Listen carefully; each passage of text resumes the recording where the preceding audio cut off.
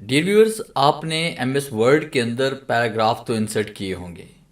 مگر آپ نے کبھی ایسا پیراگراف انسرٹ کیا ہے جو آپ نے خود ڈیزائن کیا ہو؟ جیسے کہ میں نے یہاں پہ 3 لینگویجز کے اندر پیراگراف کو ڈیزائن کیا، اور مجھے جب بھی اس کی ضرورت پڑتی ہے تو میں ایک نیو فائل بناتا ہوں، یا کوئی بھی میرے پاس فائل جو اوپن ہوتی ہے تو وہاں میں صرف از اکول ٹو رائٹ کرتا ہوں اور انسرٹ ٹائپ کر کے جیسے میں انٹر پریس کرتا ہوں تو پیراگراف میرے سامنے آ جاتا ہے پریکٹس کے لیے۔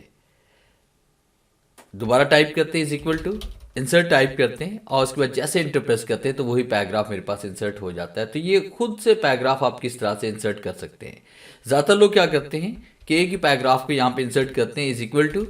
رینڈ بریکٹ اوپن بریکٹ کلوز اور انٹر کرتے ہیں، یہی اسٹائل ہے۔ یا پھر یہاں پہ ایک لورم کا بھی ہم یہاں پہ کوڈ یوز کرتے ہیں اور انٹر پریس کرتے ہیں، تب اس طرح کا بھی پیراگراف آپ کے پاس آ جاتا ہے۔ مگر خود سے پیراگراف کیسے بنانا ہے آج کے اس لیکچر میں ہم یہ سیکھنے والے ہیں۔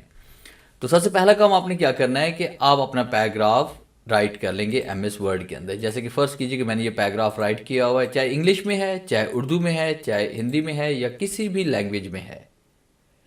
تو اس کے لیے آپ نے کیا کرنا ہے، ڈیٹا لکھنے کے بعد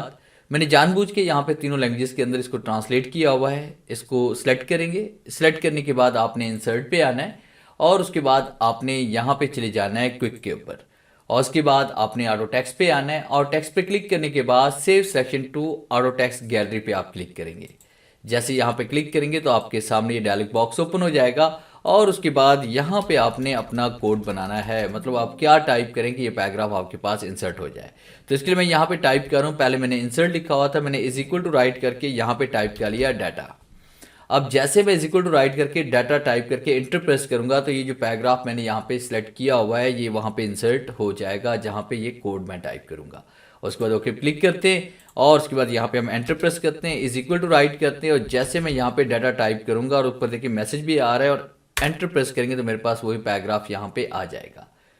آپ چاہے کسی بھی فائل میں ہیں، کسی بھی جگہ پہ ہے، چاہے آپ نے کوئی پرانی فائل ہی یہاں پہ کیوں نہ اوپن کی ہو، جیسے فرض کیا میں نے یہ والی فائل یہاں پہ اوپن کی ہوئی ہے، اور اس کے بعد پھر میں نے یہاں پہ از اکول ٹو رائٹ کیا اور میں نے یہاں پہ لکھا ڈیٹا اور انٹر پریس کیا، دیکھیں ڈیٹا یہاں پہ بھی آ چکا ہے۔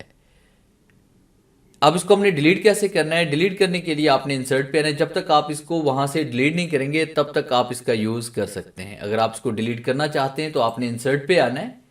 آپ کوئک پارٹس پہ آئیں گے، اور اس کے بعد پھر آپ نے یہاں پہ اس میں آنا ہے۔ دیکھیں میں نے 2 مرتبہ یہ پیراگراف انسرٹ کیا ہوا تھا، ایک تھا از اکول ٹو انسرٹ کے نام سے، دوسرا تھا از اکول ٹو ڈیٹا کے نام سے۔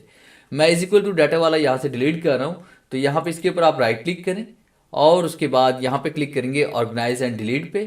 اور اس کے بعد یہاں پہ از اکول ٹو ڈیٹا پہ آپ کلک کریں، اور اس کے بعد یہاں سے ہم اس کو ڈیلیٹ کرتے ہیں اور یس پہ کلک کرتے ہیں، تو آپ کے پاس یہ ڈیلیٹ ہو جائے گا۔ اب اس کے بعد آپ جب بھی اس کو انسرٹ کریں گے، جیسے فرض کیجئے کہ میں یہاں پہ ایک اور فائل اوپن کر لیتا ہوں، اور یہاں پہ میں دوبارہ ٹائپ کرتا ہوں از اکول ٹو اور ڈیٹا ٹائپ کر کے انٹر کرتا ہوں، تو کوئی پیراگراف میرے پاس یہاں پہ نہیں آ رہا۔ تو اس طرح سے بڑی آسانی کے ساتھ اپنی مرضی کا پیراگراف آپ یہاں پہ ایڈ بھی کروا سکتے ہیں اور ڈیلیٹ بھی کر سکتے ہیں۔ تو یہ تھا میرا آج کا لیکچر، جسے میں نے آپ کو پڑھایا کہ ایم ایس ورڈ کے اندر اپنی مرضی کا پیراگراف کس طرح سے ایڈ کر سکتے ہیں۔ امید ہے آج کے اس لیکچر میں ضرور کچھ نیا سیکھنے کو ملا ہوگا۔ ویڈیو اچھی لگی ہے تو اسے لائک کیجیے اور اپنے دوستوں کے ساتھ شیئر کیجیے۔ ملتے ہیں ہم نیکسٹ لیکچر میں، تب تک کے لیے گڈ بائے۔